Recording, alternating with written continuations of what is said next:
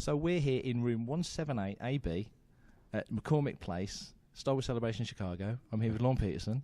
Hello. How are things? How are you?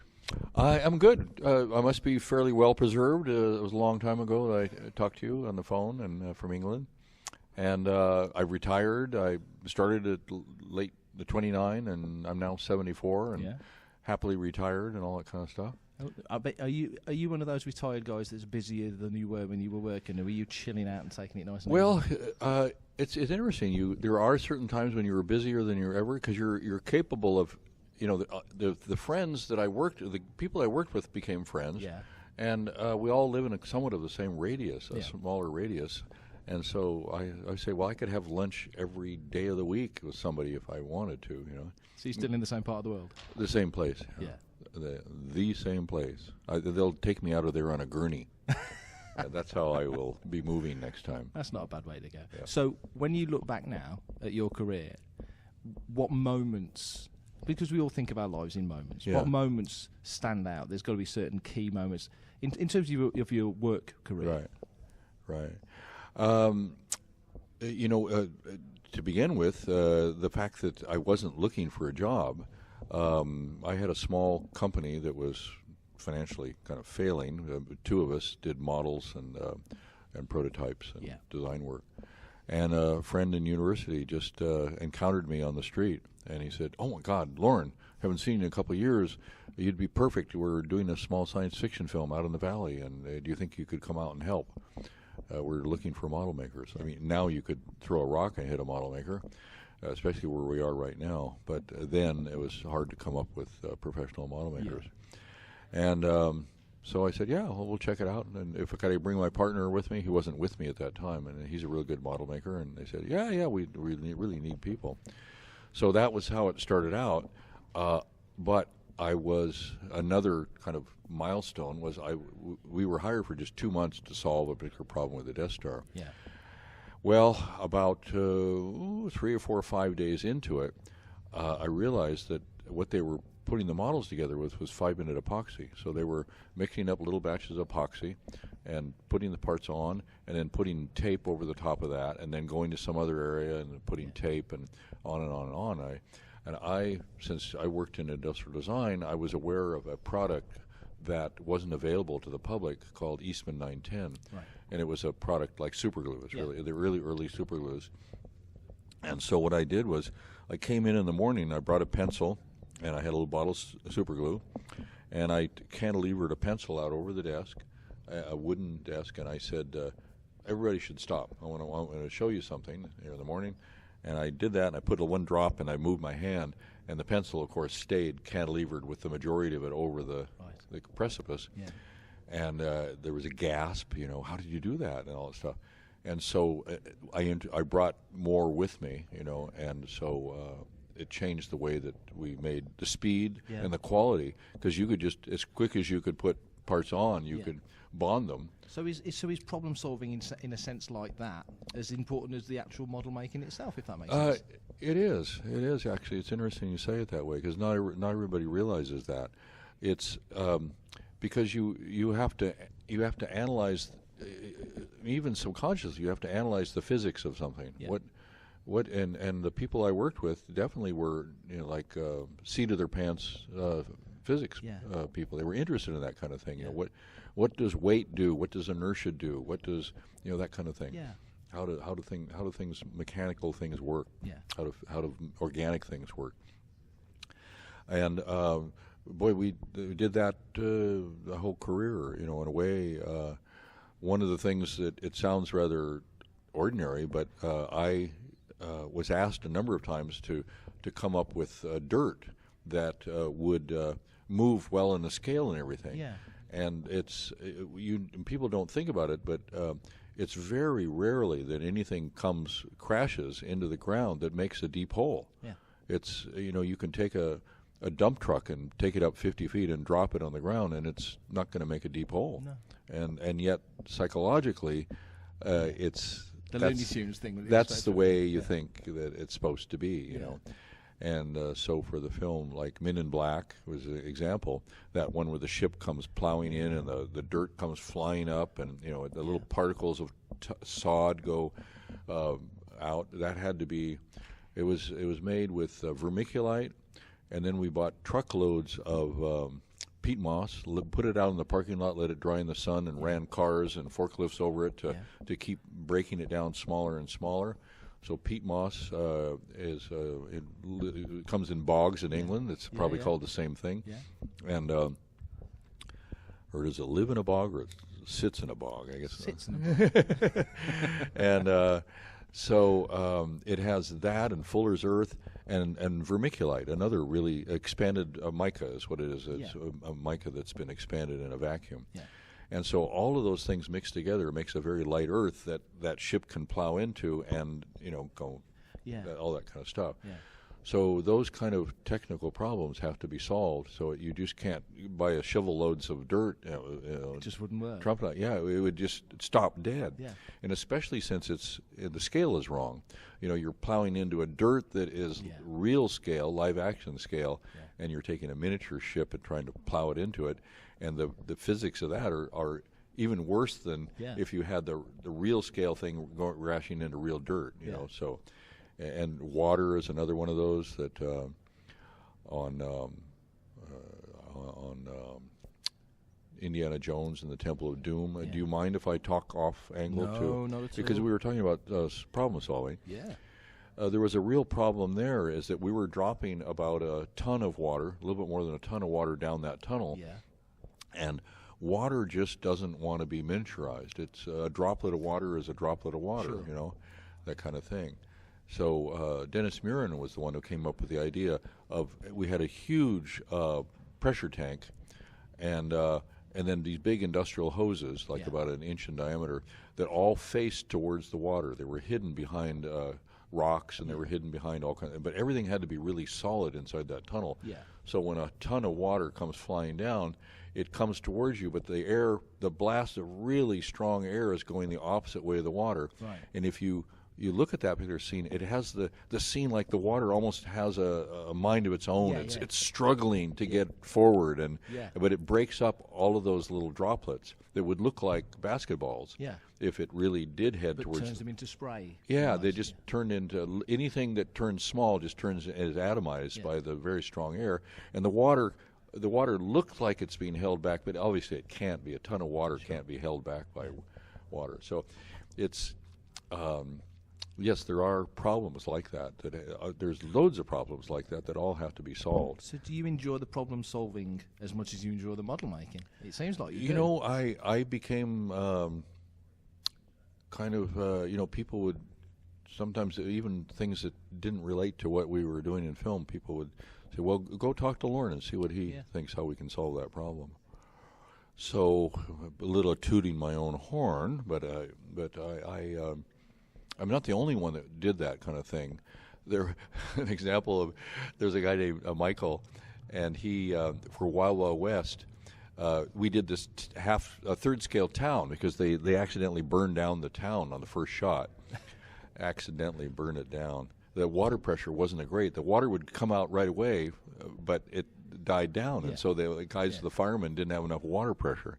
They hadn't tested to see if the water pressure would last more than 5 minutes. So we did the town and everything like that, and Michael comes out with these boot things that he put onto the bottom of his shoes, and they have little miniature horseshoes on them. Right. And so he walks all over the ground, where the horses are, where they're tied up at the rails and everything, like walk, walk, walk, walk, walk, walk, walk, walk, walk, walk, walk. And then we blew it a little bit, so as if the wind had kind of got, wiped out some of them. Yeah. But it was just a. And he thought, well, it's going to need that little extra sweetness of quality of that you think of the horseshoes, and he comes with his horseshoe shoes. That's a clever idea. It was very clever. When we spoke before, you actually mentioned Wild Wild West with the big the rock structures. How you managed to work the physics of them collapsing by putting the ballast in. You knew about that too. Yeah. That's what made me think about problem solving. Okay. Yeah, it was.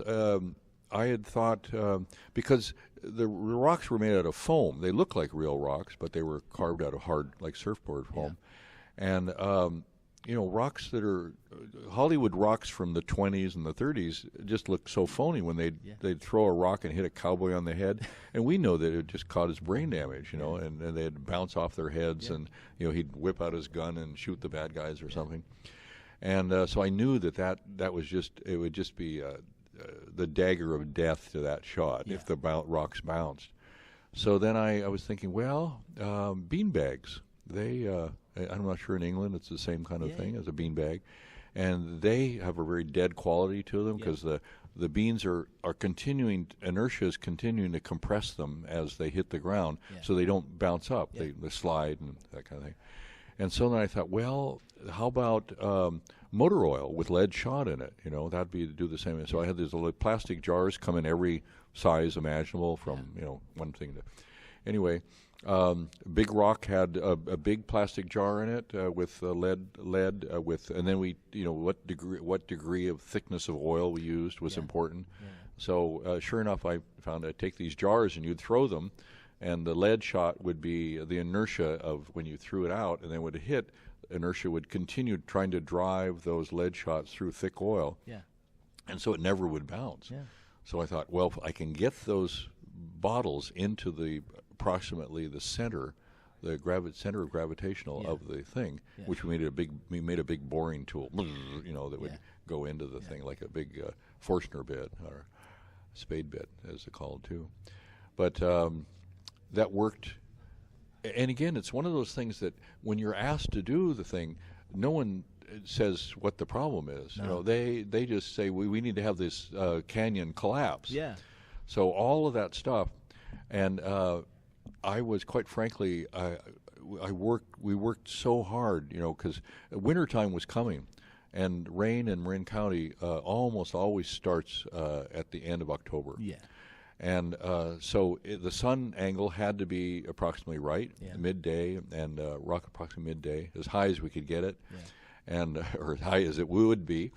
And so we worked day and night, and then if the wind was up, it would take the thing down, and we had to wait until the wind would stop. So one morning, I said to the crew, we're going to set it all up. They're going to have the camera crew. We're going to do the shot. And I had attached onto a fishing pole with a small fishing line, I attached a piece of down as an indicator of what was happening with the wind. And so it would dance around in the little breeze and everything like that. And I would watch it every once in a while. And so I looked over at about 11:30 one time, and it was hanging straight down. I said, "This is it. We got to go. We got to go." And so everything was prepared and all this stuff. And we took the straps off of it. The cameras got ready, and it worked like perfect, like clockwork, And quite frankly, I went home to go to sleep. And normally, your obligation is to set it up 3 times. And I looked at it and I said, it was perfect. It's not going to get any better. It was not going to get any better. And I took the opportunity because I just was ready to die. I left the crew there. The crew hadn't been there as much as I had, many day after day. And I said, you guys should stay here to, just to see what happens. But it's not going to happen. They're not going to shoot it again. The crew is going to disappear, and what they did. And sure enough, in the morning, they loved the first shot. They had no intention of spending more money to get it more perfect. It just wasn't going to be more perfect. So that's just another example of problem solving like that, and it is enjoyable. It's like you get a lot of brownie points. What we would call brownie points. I'm not sure. It's saving money as well, isn't it? And saving money. Yeah, right. Yeah, because it.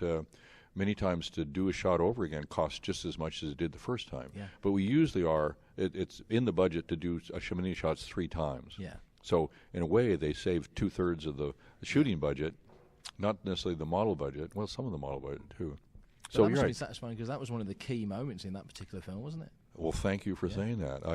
The Wild Wild West wasn't the best film in the whole world, that's for sure. I always say that Selma Hayek was one of the best things, and cleavage was one of the best things about that movie. We've talked about this sort of thing before, haven't we? Yes, we did. We have talked about it. Maybe it was a fixation or something like that. Or I appreciate quality in that regard. That's a good way of putting it. But the dynamics between the 2 characters they didn't seem like buddies. No. Yeah, they just didn't seem. They were thrown together rather than being friends. Yeah, long-time friends. So when you're doing your stuff, I mean, talking about character as well, because everything links together: music, effects, script, model work. Every element works. When you're working on, let's say, pick a film, Return of the Jedi, you're working on a film like that, and there's all the problem solving that goes there, and there's all the characters that are involved, and there's all the different elements moving about. Does that help you visualise, make things work? Does it feel like it's more of a cohesive whole when everything's ticking the boxes? Yeah, for sure, it does. An example of that is the either the water down the tunnel in Temple of Doom, or what we call water out the rock wall when it does that final thing. It's such an orchestrated event. Yeah. Everybody's the team has to be doing all their part at the right time. Now the trigger has to go off at this time. This has to shoot out the front. This has to the dirt goes into the water at one particular time, and all that stuff. And the thing has to be hoisted by the forklift. So there's a lot of one time on the big water tank tip for for Indiana Jones. Yeah, Raiders Temple of Doom. Yeah. It was raining. It was like we had a big plastic tent, but by that time the rain had stopped, but the wind is flapping away, and there's noise and everything. They're shooting, and one of the cameramen said, "God, I'm really going to have a hard time panning with the tank because I have to look, and I can't tell when the tank actually the water starts to tip off the edge and all that stuff." And so I said, "What I'll do is I will attach a string, a pretty substantial string, to his ankle." And what I'll do is I will, I'll maintain at that moment. I'll maintain a little bit of tension on it, but as it starts to go, I will increase the tension on the thing on your ankle. Yeah. So he would be able to know when, squeeze, tension, and it worked just perfectly. Just something as simple as a string on somebody's ankle. But it's like those are problems that we didn't even know that they were a problem until you got to it. You got to it, yeah. It wasn't like you got to anticipate a month ahead of time that would be something. He just said to me, well, I'm going to have a really hard time anticipating exactly when the tip arrives because I only get to see a little bit, Yeah. I mean, you won the Oscar for Temple of Doom, so and there's a lot of innovation in that film. Yeah. And again, we've said it, problem solving. So what was the most challenging element of that particular film? Because there was so much going on in that shoot, to make it work to the level that it did. Right. Well, there were zillions of them, of problems. Even, I mean, it's a kind of a simple thing, but matching Willie's outfit when she gets lowered into the lava, and one of the things, the lava was. It was this methicil with the crust on it and the lava and everything in a big spiral. Yeah. We had to, excuse me, we had to figure out how to make a big thing and light it from underneath. And normally you go to a plastic store and it's all 4x8 and all that stuff. And me and a couple of other model makers were having a lunch in this place, and it was like a Caribbean kind of restaurant. It had a big skylight, and I looked up and I said, "That's not a 4x8 piece of plastic. That's 10x10 or 12x12. Yeah. So I thought there must be somewhere you must be able to get 12x12 pieces of plexiglass. Yeah. And I phoned around. No. And finally I found. I got in touch with the Skylight Company. Right. What it is, I think I brought back a microscope, not a microscope, a magnifying glass, binoculars. Yeah. And I looked up to see what the brand name of the company was. There was a little label on the skylight. And they wondered, well, what in the world is he doing? And then I contracted with them because they form plastic and everything. They blow mold plastic. Yeah. And then they, to make the cone, they had to have an escape for the lava had to be, flatted out the edges and then go into like a whirlpool cone. And even then, the pump, the methicil pump was 8 inches in diameter. The tubes were and everything like that. And I went to an engineer, and a hydraulics engineer, paid some time with him, and said, actually that was on a different film where I brought him a bucket of what we wanted to run through a pump. Yeah. And he said, I don't think I can get a pump. I can get you a shovel, though, that you can do with that. That's a little too thick for a pump, you know. Yeah. But anyway, just the system of running through and then filtering out the crust on the thing and then returning it to the top, you know, to spiral, all that kind of stuff is very difficult. But a rather seemingly minor one is matching Willie's outfit. You know, it's a silk made in India with a certain color with little silver dots. The silver dots were about a little bit more than an inch apart. And one of the women at work had lived in India for a long time. She knew a lot about the Indian fabric stores over in Berkeley, because a lot of Indian people live there. And we went over there, and lo and behold, we found silk fabric with little silver dots that were a quarter-inch apart. And so that meant we were doing a quarter scale is what we wanted to do, a quarter scale Willie. So just fortuitously, you know, I was thinking we were going to get silk, and we had to put the little silver dot, dye it, and then get the little silver dots on it. Yeah. And lo and behold, there it was. You know. Magic. So we really lucked out on that one. But it's, you know, you don't think of a model maker going to a fabric store and searching for materials. No. You know. Even in ET, we had to do that. The dry grassy field with ET and a little fence and a nighttime view of Los Angeles in the distance. Yeah.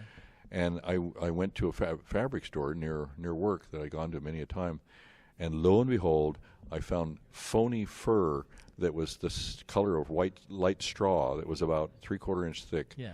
And kind of cheap fur. You know, it didn't look like, it was the kind of when I was a kid, mothers used to have on the back of the toilet a little furry kind of thing, and then around, I don't know if mothers in England did that too. And it was that kind of a fur, you know, or not even if you'd call it animal fur, it was just fuzzy stuff. Yeah.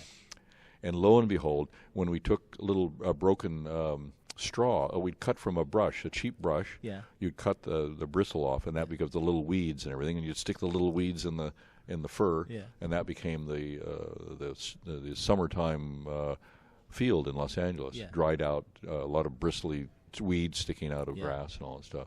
And then you just lay it over foam, and you got this lumpy foam, and then it evens itself out and made a really good hill.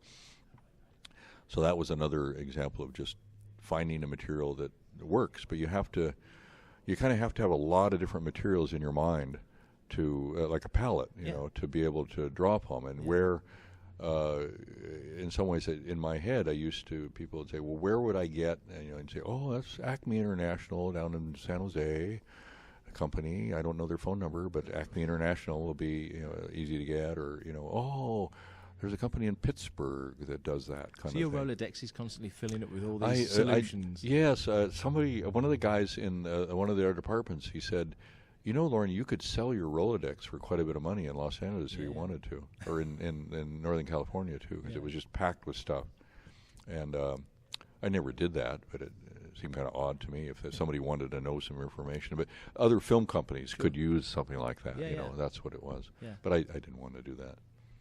But it was a very full. That was prior to computers, of course. I've got what I was going to say. I mean, model making now works in conjunction more with the CG aspect. Yeah. Does that make it a completely different process, or is it very much a similar process? You know what? There are still model makers out there. There isn't like Lucasfilm model makers. There is in England, but 3D printing really. And we came up with. We did have laser cutters by the time we did. Even back in Peter Pan and Hook and Pirates of the Caribbean and all that stuff, we had laser cutters, which we had one that could do 4x8 sheet of plywood, you know, birch ply, that kind of thing. So that really helped, and then 3D printers came along right at the end, and changed the thing. You know, there's a number of periods of you know, year after year in which the relationship between CG and models was just really beautiful. You know, because it doesn't take a really good eye to tell that some of the quality prior to digital, as to when digital came along on mats, was just they could just make perfect mats. You know, there was no little blue line around anything, that kind of thing. And at one time, I was describing one of the women at work, the producers, was next to me, and And I said, yeah, it's like kind of a hand-in-glove relationship right now. And she says, well, sometimes it's a fist-in-a-glove relationship. Yeah. Not always a hand-in-glove relationship, you know. But you know, CG kept champing at the bit. You know, they kept doing better and better. And I used to compare it to in England, you wouldn't have the legend of John Henry. I don't think so. And that was, John Henry was a steel driving man. And he was a big man who could hammer in spikes into rails when they were laying the railroad in the 1850s or something like that. And so he was like so strong and he could do it so fast. And then the steam nailer came along, you know, and John Henry went faster and faster in the steel nailer and the competition between the two of them. And finally, John Henry expired and couldn't last any longer. And I was thinking, so I thought it was a little bit like that. You know, they were the steam nail machine, and we were the hand pounders of the nails into the railroad. And the faster we worked, they were always right behind us, you know, driving us forward, that kind of thing. Well, I think you got the best of it. I think you got the best stories as well. Oh, really? Okay, well, good. Yeah, I don't think anybody else is using steel driving man and and that kind of thing. Super. That's fantastic. Thanks for your time. Oh, sure. Really enjoyed it. Yeah, yeah. And it's really been good to catch up again. Good. Nice to see you, Mark.